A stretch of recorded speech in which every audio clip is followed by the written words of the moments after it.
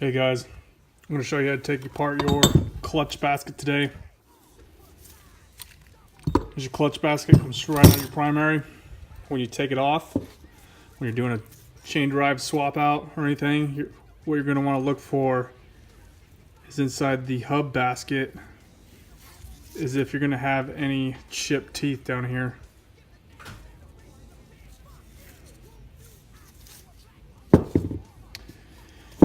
This is a part I got from Cycle Visions, just roughly under $100.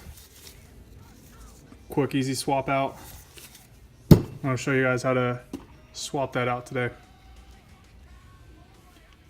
So one of the first things you're going to want to do is take out your clutch screws, which look like this. There's 6 of them right here to these.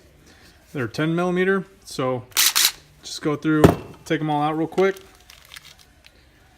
And one thing I like to do is I like taking off all my parts and flipping them over and putting here onto my right side so I keep track of how they go back in. So starting with this diaphragm spring right here, so you go ahead and flip it over. I'm gonna pull off this pressure plate. Go ahead and flip that over. And here we have our friction plates. So I'm gonna pop that off and go ahead and flip it over, and then followed up by a pressure plate is a steel plate. So I'm gonna go ahead, pull all these out, and put them on the other side. Exactly how they go in. I'm sure it doesn't matter which way they come out, like if they come in this way or that way. I just like doing it this way. Helps me keep track of what I'm doing.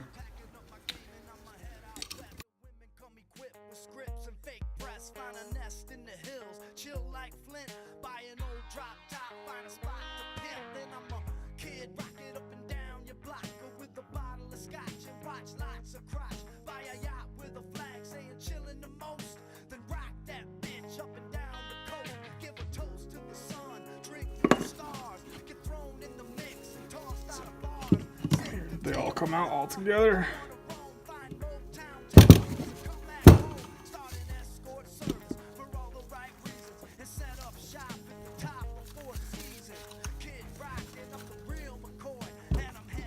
Looks like we got one last one stuck in there. Just a little finesse to get her out.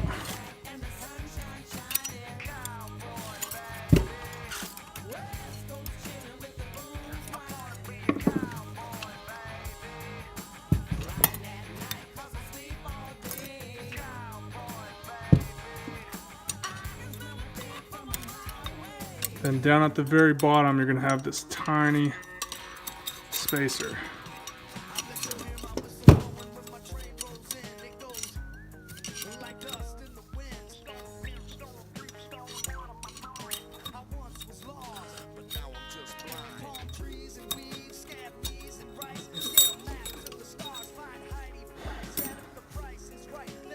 And there you go.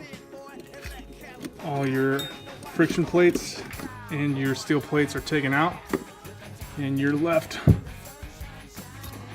with the inner hub on the clutch basket. Okay, so now that you have all your steel plates and your friction plates out, you're going to want to go ahead and turn it over. Turn over the clutch basket, and then we have this snap ring right here that goes to the inner hub of this clutch basket. So for the tools, you're going to want to grab one of these things, come in here and take this out. Real gently. And you don't want it to spring out on you. So I'm going to take that and I'm going to put it over here to the side, inside where the rest of my parts are.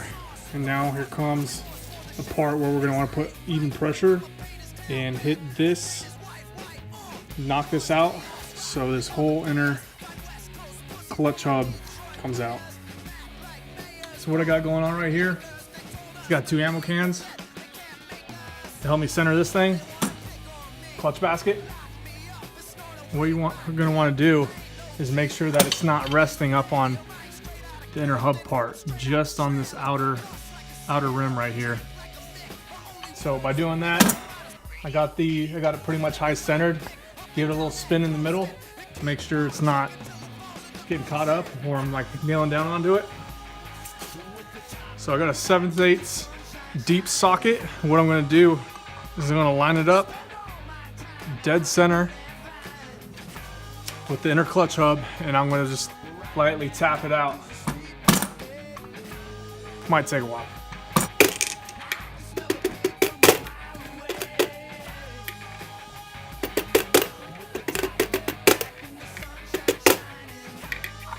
Slowly but surely he's coming out.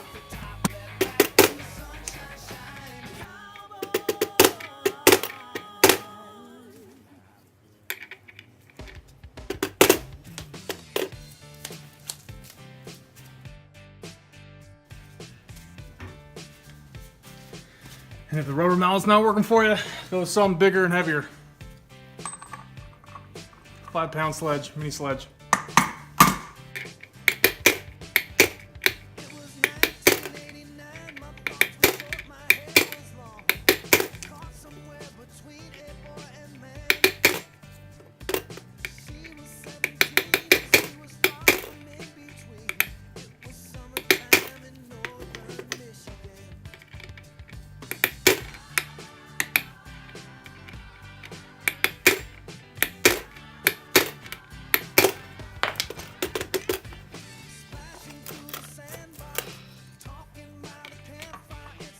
Might scar it up a bit, boy, it's fine because I'm replacing this inner clutch hub.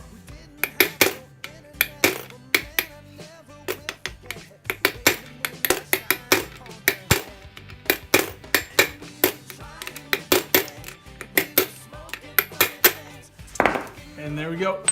Popped out the other side. Exactly what we wanted to do. So now we have it out. Just go ahead and run your finger through here. Make sure you didn't damage any of your bearings on the inside, which they're running pretty good. So I'm gonna keep them as is. That's what I've come up with. Just doing it the old redneck handyman way. So I took out my long screw off of my stand. What I'm gonna do is essentially run my screw all the way through clutch hub so I could get even pressure on it and line it up perfectly. So I'm gonna line that up. It's already lined up on top. Going all the way through. I'm gonna put this spacer to help me space it out.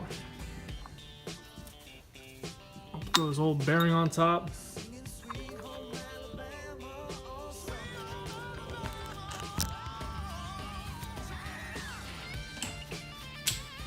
Throw a couple more bearings on top.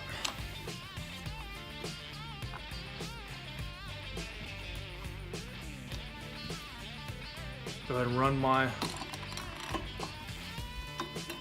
screw all the way through.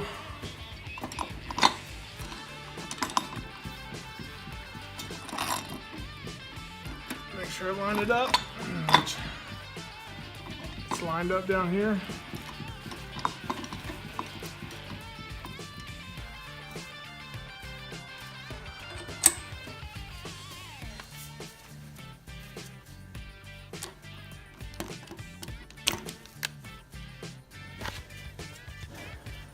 And then I'm gonna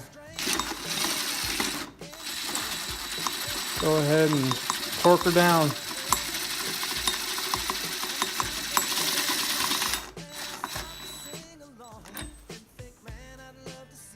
You gonna help me? You gonna help me for what?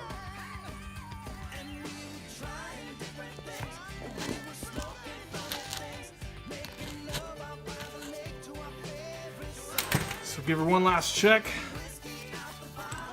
Make sure it's all lined up before I go ahead and tighten her down.